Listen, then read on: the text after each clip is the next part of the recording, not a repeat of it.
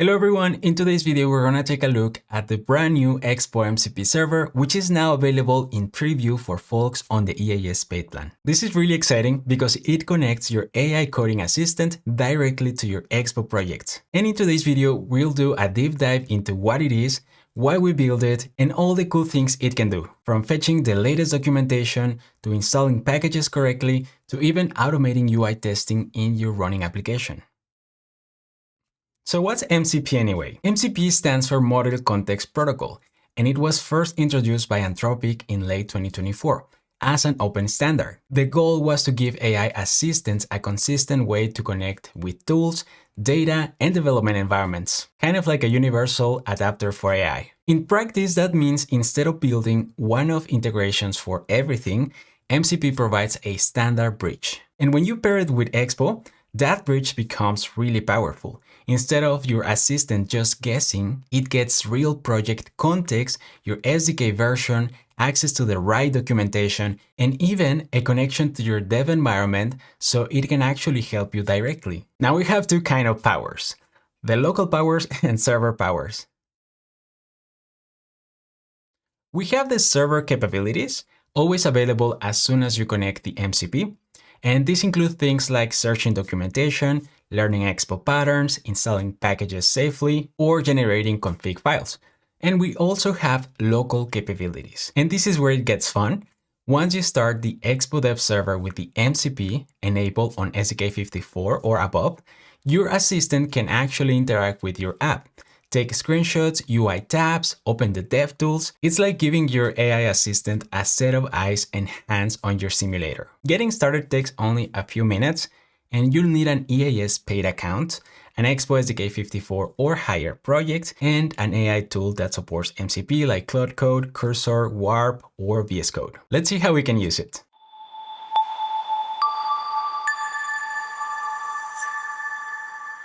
Let's start by creating a new Expo project. I'm gonna say bun.x, create Expo app, and hit enter.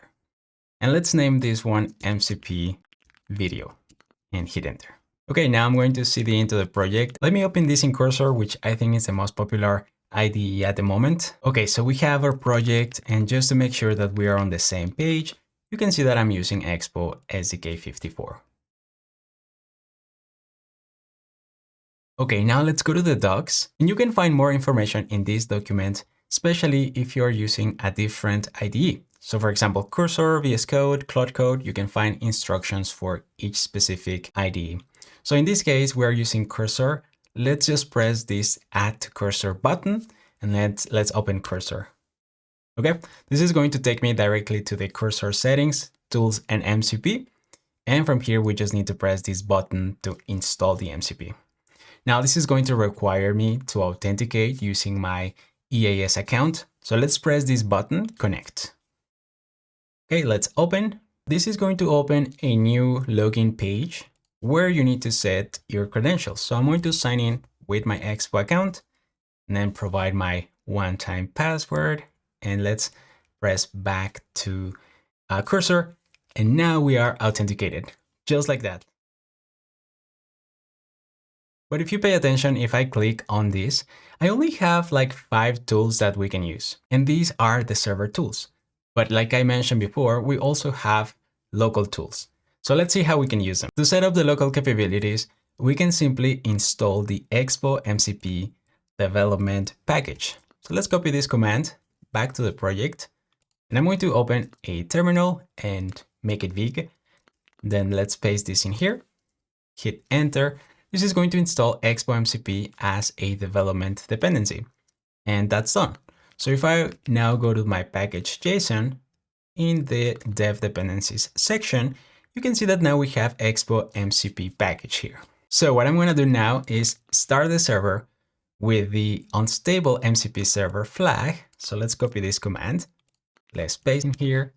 And this is going to start the server with the MCP capabilities. If I go back to my Cursor settings, I still see only 4 tools. So let's turn that off and then turn it on again.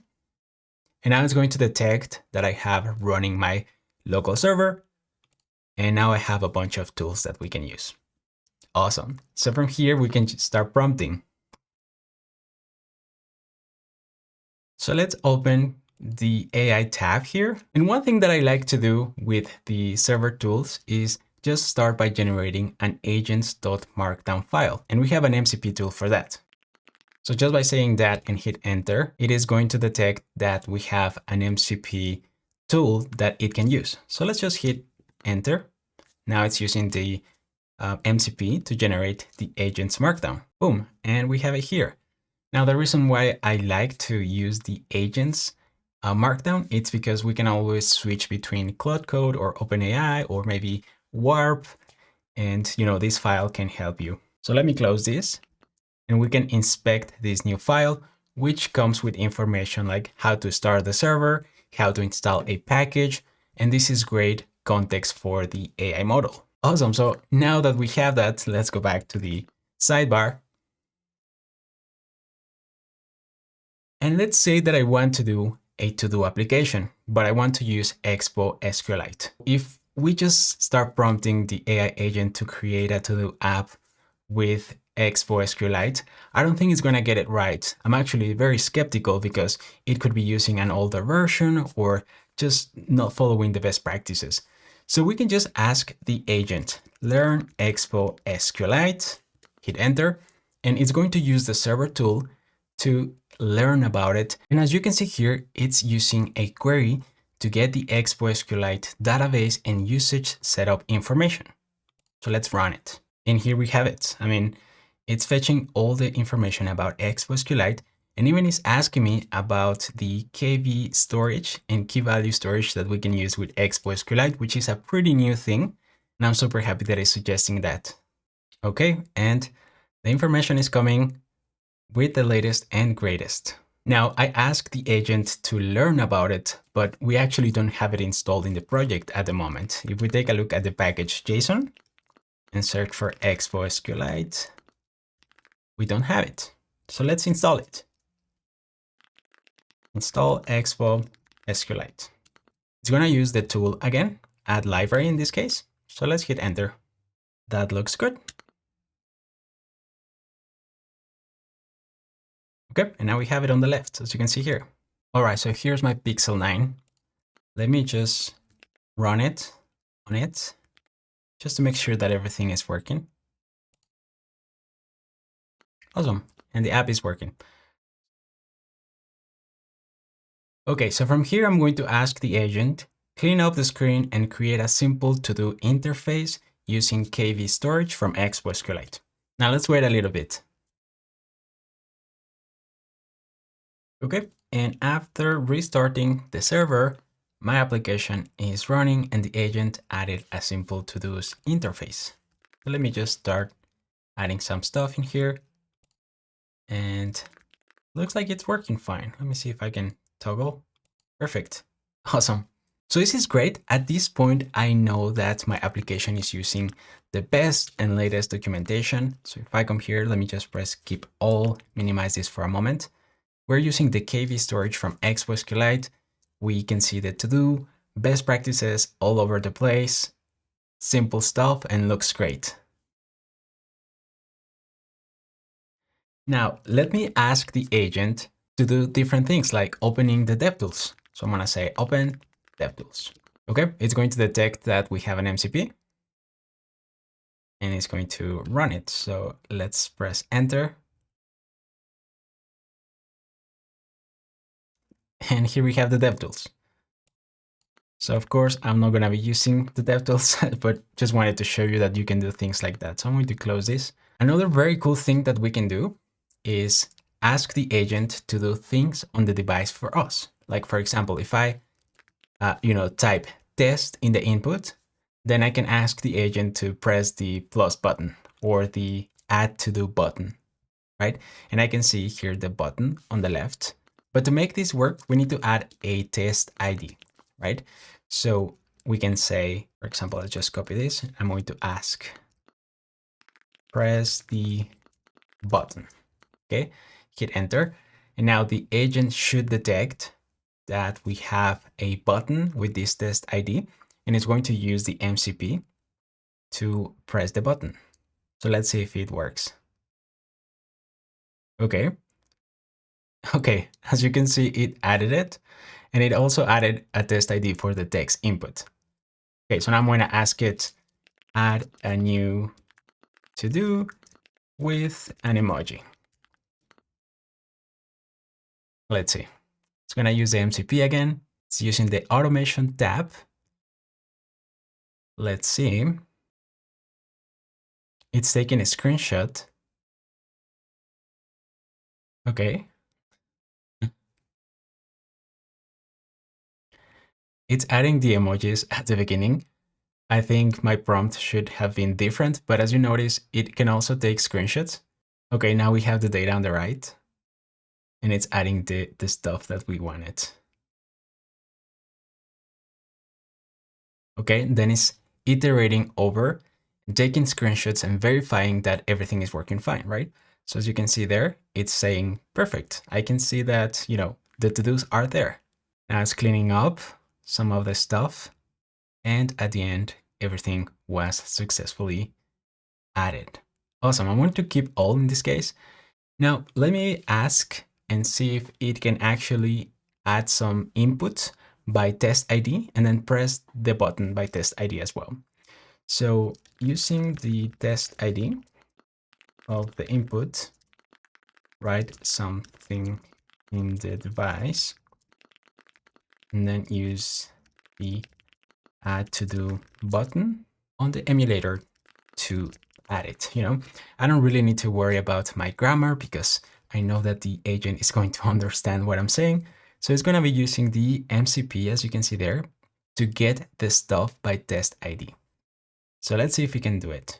It's finding the views by test ID. Okay, so we don't have a text input automation, but it's trying to do a workaround. It successfully tapped the input and it should now be focused, which it is actually. Now it's iterating, taking the screenshot, seeing that it's doing some stuff. Let's see. What is this change? Add demo to do. Let's see.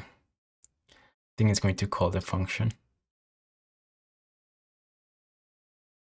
Oh, there is a new button to add the demo to do. And then it's going to press it by test ID. Super cool. And you can, see how this looks. And for the agent, as the agent iterates, you can see it says excellent. Now I can see the but button. Then now we have text on the input. Okay. And finally, it's going to tap on the button by test ID. And we have the new to do added by the agent using the Expo MCP. And it's confirming that everything is working. Awesome. And we have the summary. So very interesting approach from the agent. It was able to do what I asked for by adding a button and then removing it. And now we have the previous UI, which is great. And it's confirming that it's not doing any extra stuff, which is great. There is another tool that I think you'll find very useful, which is the Expo Router sitemap. So let's go back here. I'm going to ask, check the Expo Router sitemap, and let's press enter. Okay, it's going to use the Expo Router sitemap MCP tool, and then it's going to let us know what we have, right? So we have the root home screen. So if you are learning Expo Router, this is actually a good way, especially if you are working on an existing project and you are new to the project, you can just run this tool and it's going to explain to you what's going on the Expo Router. So right now, this is a very simple sitemap, but very useful in a bigger project, of course. And from here, you can keep iterating. For example, now I can say learn Expo Router or learn Expo Camera, install Expo Camera. You can also drag and drop, a screenshot and then ask the agent to generate the exact same UI and then verified that the UI looks identical to the screenshot by taking screenshots. So right now, Expo MCP is focused on development workflows, writing code, debugging, learning patterns, and testing faster. But this is just the beginning. Imagine triggering an EAS build, managing updates, or even automating App Store submissions. We want your ideas, so join the MCP channel on our Discord or hit us up on X. Your feedback decides what comes next. So that's the Expo MCP server preview. It makes your AI assistant smarter, more reliable, and actually useful for Expo projects. Try it today and let us know what features and tools you want us to add in the future. Thanks for watching, and I can't wait to see what you build.